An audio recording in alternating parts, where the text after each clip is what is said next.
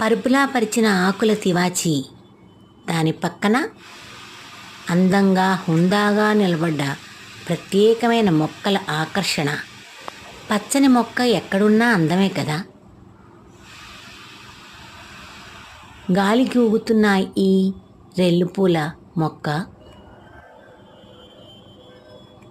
చూడండి, దాని పక్కనే ఎంతో అందంగా హుందాగా నిలబడ్డ ఈ ప్రత్యేకమైన ఒక మొక్క ఈ పచ్చని తివాచీని చూస్తూ ఆనందిస్తున్నట్టుగా ఉన్నాయి కదూ. మీకేమనిపించిందో కామెంట్ బాక్స్లో రాస్తారు కదా ఫ్రెండ్స్.